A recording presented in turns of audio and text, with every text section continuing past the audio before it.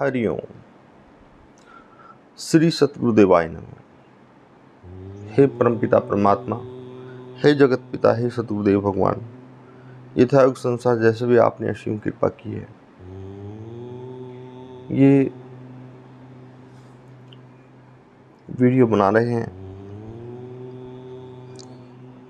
ये मेरे प्रिय मित्रों, आप सब सात्विक रूप में, ईश्वरीय रूप में स्वीकार करना, क्योंकि जितना भी सात्विकता हो सकती है, ईश्वर तत्व हो सकता है, सच्चाई हो सकती है, अपने शब्दों को लोगों तक पहुंचाना। लोगों तक पहुंचेंगे तो किसी न किसी का तो कोई न कोई कहीं न कहीं भला होगा ही। हे मेरे परम प्रिय मित्रों, आपसे सब करबद्ध प्रार्थना है, मेरा विनती है मित्रों, मेरी जितनी भी वीडियोस होती हैं वे सब कोई ना कोई गूढ़ रहस्य लेकर ही होती हैं। इसलिए आप सबसे भी करबद्ध प्रार्थना है कि आप इनको सुने और पूर्ण रूप से इनका लाभ उठाएं। एक बार की बात है, एक जो है राजा थे, बहुत विद्वान ज्ञानी थे।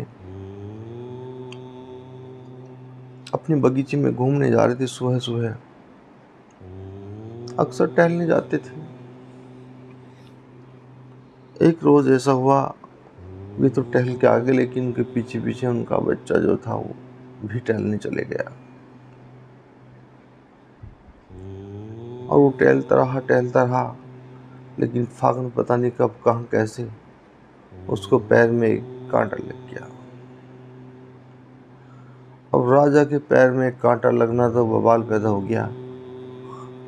भाई, राजा के पैर, लड़के के पैर में कांटा कैसे लगा, युवराज के पैर में। सब सिपाही बुला लिए गए तो अनंतर निर्णय हुआ, उनके साहब कांटे तो लगेंगे, उनके फिर क्या हो। तो राजा बोले कि पूरे नगर में कारपेट बिछवा दो, कि पूरे नगर में कारपेट बिछवा दो, चमड़े का बनवा के और बिछवा दो पूरे नगर में। कहीं भी जगह ऐसी न बच जाए जो ढकी हुई ना हो, और फिर देखते हैं कहाँ से कांटे लग जाएंगे। तो कहने का मतलब है प्रिय मित्रों, इतना उन्होंने चमड़ा इकट्ठा करना शुरू कर दिया कि चमड़ा पर्याप्त ही मात्रा में ना हो सका। पूरे देश विदेश से चमड़ा आने के बावजूद ही पूरा ना हो सका। तो राजा बोले, भाई अब क्या हो, ये तो चमड़ा ही पूरा नहीं हो पा रहा, पूरे नगर में बिछाना है तो कहाँ से चमड़ा इतना पूरा हो जाएगा। तब उनके जो महामंत्री थे वो बहुत बड़े विद्वान थे और जो है ज्ञानी भी थे, और ज्ञान के अनुकूल बात भी करते थे। तो वे बोले कि जो है पूरे राज्य में कारपेट बिछवाने से अच्छा है हम जो हमारे राजकुमार साहब हैं, इनको जूते ही उन्हें पहरा दिए जाएं। अब इनके जूते पहरा दिए गए तो पूरे राज्य में कहीं भी घूमते फिरो इनको कांटा लगेगा ही नहीं। कांटा तो तभी लगा जब इनके पैर में जूते नहीं थे। तो राजा ने कहा, रही तो भाई बड़ा अच्छा समाधान ढूंढा आपने, बहुत ही बढ़िया समाधान ढूंढ दिया और मिनटों में समाधान ढूंढ दिया। धन्य है आप।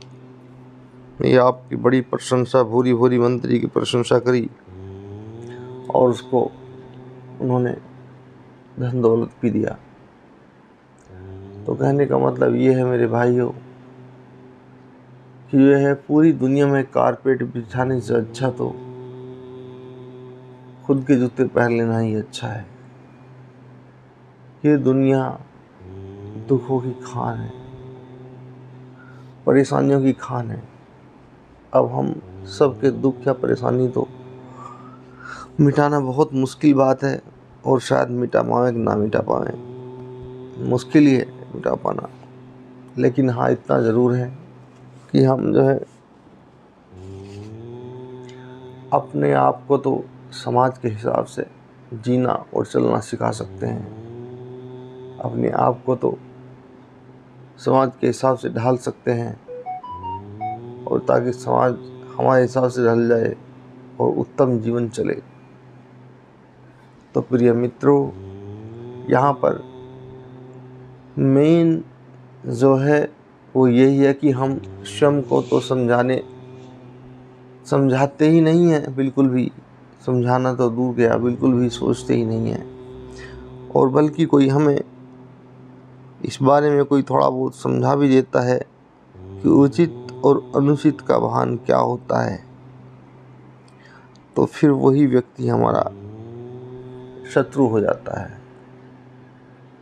क्योंकि हम उस चीज़ का भान नहीं करते, उचित और अनुचित का। और धीरे धीरे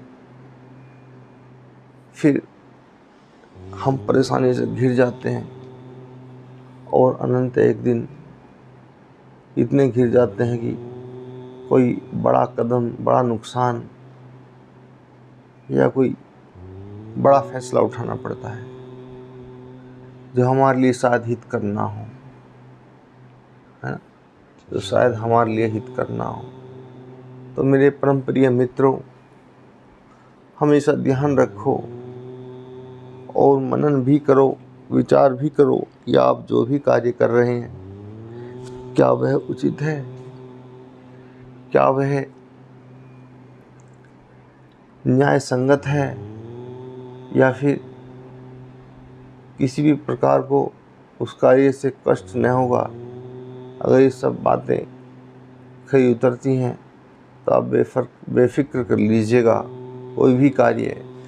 और अगर इन बातों में आपको कोई शक लगता है, डाउट लगता है, या फिर मानक पे अच्छी नहीं उतरती हैं, तो फिर आप इन चीज़ों को छोड़ सकते हैं, क्योंकि ये फिर आपको कहीं ना कहीं नुकसान देंगी ही।